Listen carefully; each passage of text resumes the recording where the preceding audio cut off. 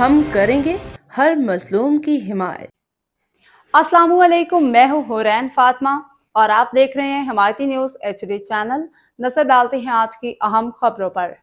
بھینس کالونی اسلام ٹاؤن میں غیر قانونی گیس کنیکشن مافیا سرگرم، قانون نافذ کرنے والے ادارے خاموش، تماشائی۔ کراچی حمایتی نیوز۔ بھینس کالونی کے علاقے اسلام ٹاؤن میں گیس چوری اور غیر قانونی کنیکشن دینے والا ایک منظم گروہ سرگرم عمل ہے جو علاقہ مکینوں کو کھلے عام لوٹ رہا ہے۔ ذرائع کے مطابق یہ گروہ فی گر 5,000 روپے وصول کر کے غیر قانونی گیس کنیکشن فراہم کر رہا ہے، جس سے نہ صرف قومی خزانے کو بھاری نقصان پہنچایا جا رہا ہے بلکہ عوام کو بھی شدید مالی دباؤ کا سامنا ہے۔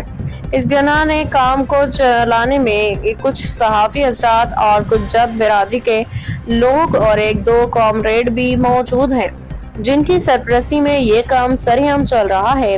بہت جلد روزنامہ حمایتی نیوز ان تمام لوگوں کی ڈیٹیل سرعام لائے گا اور علاقہ مکینوں نے شکایت کی ہے کہ یہ غیر قانونی عمل کافی عرصے سے جاری ہے، مگر متعلقہ ادارے خصوصاً سوئی سدرن گیس کمپنی، مقامی پولیس خاموش تماشائی بنے ہوئے ہیں۔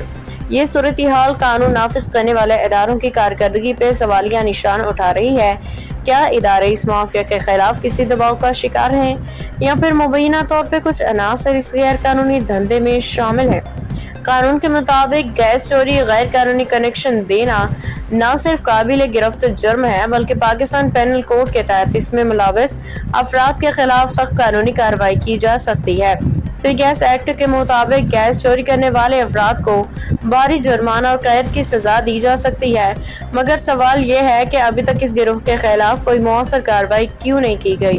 عوام نے SHO تھانہ سکھن سے اپیل کی ہے کہ وہ فوری طور پہ اس معاملے کا نوٹس لیں، اس مافیا کے خلاف قانونی کارروائی عمل میں لائیں تاکہ علاقہ مکینوں کو مزید مالی استحصال سے بچایا جا سکے۔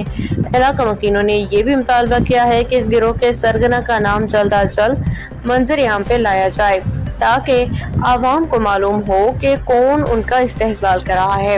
فہیم احمد ارائیں کی رپورٹ۔ باخبر رہیے ہر جگہ ہر وقت، جانیے ملکی و غیر ملکی حالات و واقعات یقین کے ساتھ۔